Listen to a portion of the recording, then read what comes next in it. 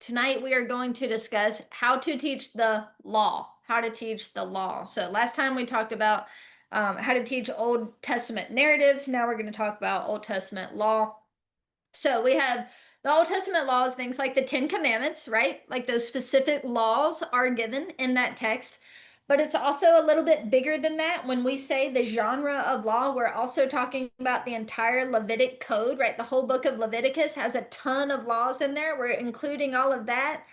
And then I would even say, when you look at the Torah, the first five books of the Bible, there's a ton of laws all throughout those first five books, right? So, this actually, when we talk about the law as a genre, we don't just mean all the, 613 little rules in the Old Testament. We literally mean the entire genre of law, which is any time when the authors of scriptures are explaining to the people of God the civil rules by which they should live. Okay, so it actually includes a lot in that. All right, so what is the law? That's what the law is.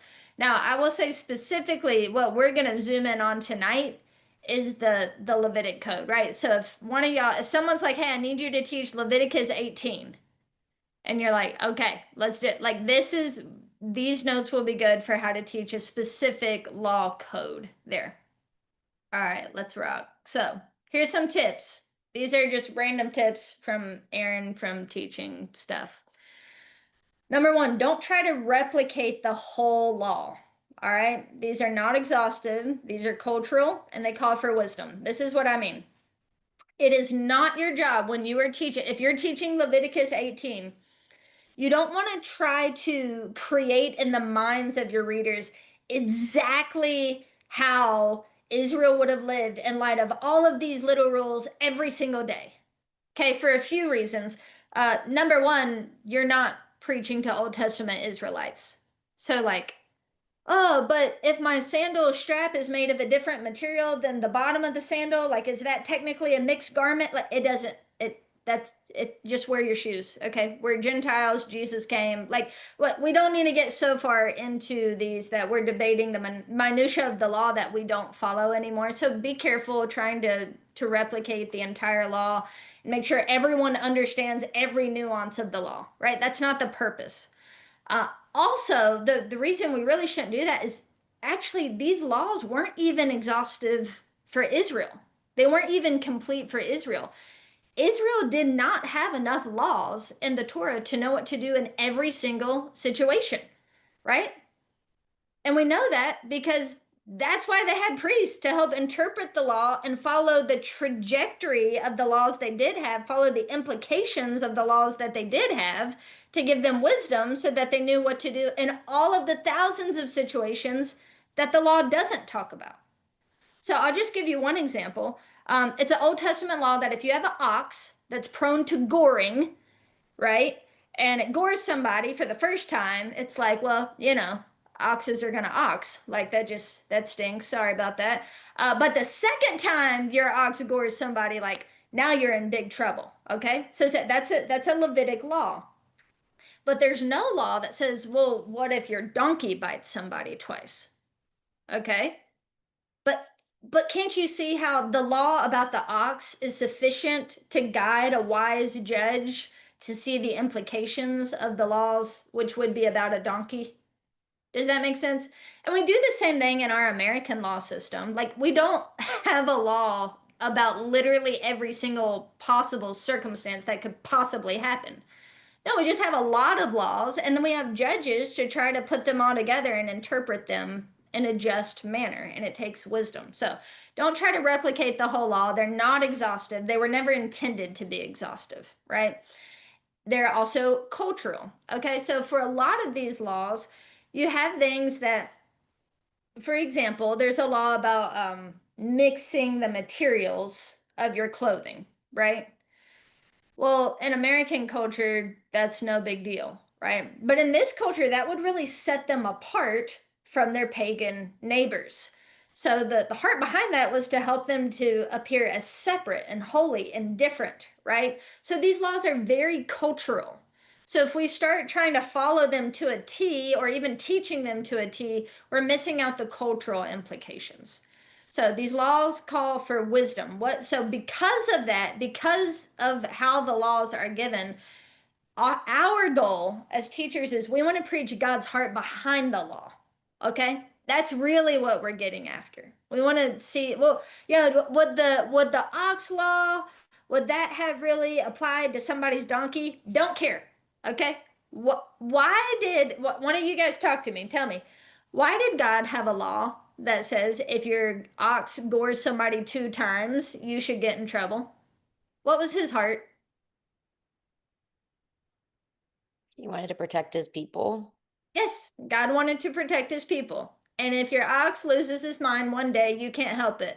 But the second time he gores somebody, you knew you had a crazy ox and you didn't do anything about it, right? And that's messed up. So you need to keep your like, and we know that like if somebody's dog, like your neighbor's dog literally never bit anyone for 10 years and then one day the dog bites, it's like, "Oh man, like I guess he's getting old maybe, but it's like dude, that's like the fifth kid that your dog attacked. It's like, well, that's the person's fault, right? So, yes, this is intended to protect the people. So look at God's heart behind the law. Like look at the principles of responsibility and the principles of taking responsibility, protecting his people, the principles of separation and holiness, the principles of rest, the principles of generosity, the principles of justice, right? We want to show God's character manifesting through these laws. So, yes, we should take our time to actually understand the law, but only for the purpose of seeing God's heart behind the law and to learn from the implications of the law for what a godly people look like, right? So, preach God's heart behind the law. All right, next, remember the laws met Israel where they were. Okay, so people say this, well, and actually, you even I love this actually that the Pharisees went to Jesus and they were like, "Hey, Jesus, is divorce okay?" And Jesus was like, "No, don't separate what God's put together." And they're like, yeah, but Moses has laws about it. So why is it in the law if it's not okay? And Jesus is like, because y'all are a bunch of sinners. And since you're going to sin, I need to give you laws about how to do it in a way so at least when you sin, it's not as bad for everyone as it would have been if we had no laws about when you sin. Right? So remember, don't be, people be like, oh, well, there's laws about slavery. And it's like, yeah, there are. That's terrible. You know what the laws did? They said you can't have a slave after 7 years, which would have been mind blowing, right? Like, it's not saying slavery is good. Obviously, the trajectory of the heart of the law was that no one would ever have a slave. The trajectory of the heart of the law was that no one would ever have a divorce.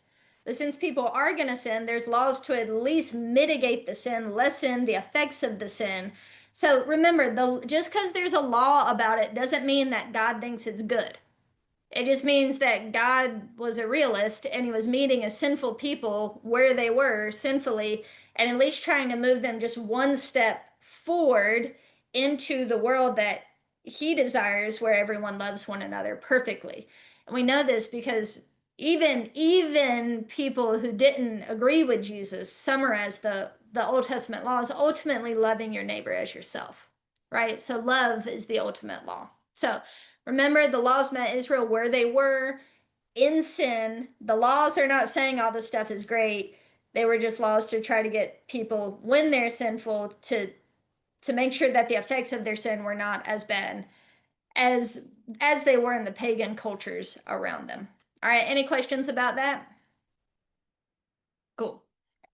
All right, next, we want to always preach the law in the context of the narrative.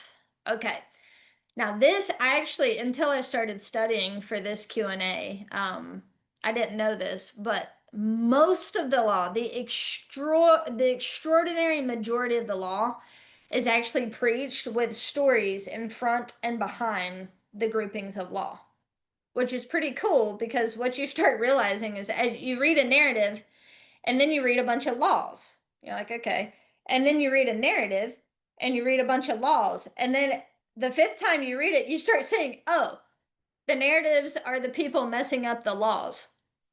So even the laws are in the narrative, they're baked into the narratives to just show how sinful Israel was, right?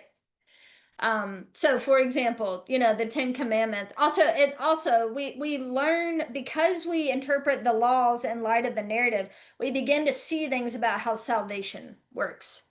So for example, the Ten Commandments, they're giving after the people are saved, right? They are rescued from Exodus and then they receive the law. And then we learn in the New Testament the correct interpretation of that is it's not, hey, we have a bunch of rules and now I'll save you. It says, no, I'm a God who saves his people. Now I want you to live in light of that, right? So even the ordering of God's salvation coming before the law is supposed to teach us that he's a God who saves because he saves. And that commandments flow from a relationship, a free relationship with him, not in order to deserve salvation, right? So even the way that the narrative and the laws are positioned should be teaching us things about the heart of God and about the works of God. Does that make sense to everybody? Cool, let's keep growing. Now, I'll say this. Eventually, for example, let's say we're doing a women's Bible study through the book of Leviticus, which I would really love to do. All right, if we got to the last chapter of the last bit of Leviticus there, I think that would be an excellent time to show, hey, now that we've seen all of these laws and we've experienced Leviticus as it was intended to be experienced in its original context, now I think would be a great time, now that we've really experienced the text as it was intended, to show that Jesus fulfills this law and that ultimately God's will was to give us the Spirit who writes the laws on our hearts so that we actually live out what it looks like to love our neighbor and to love God, right? So, once again, I personally would not, if I were going through the book of Leviticus, I would not take every verse and show how Jesus fulfilled every law. At that point, you're not preaching Leviticus anymore. You're just using it as a diving board to preach about Jesus. So I would wait until I really handled Leviticus as it was originally intended. But yes, eventually I would show that Jesus fulfilled the law, right?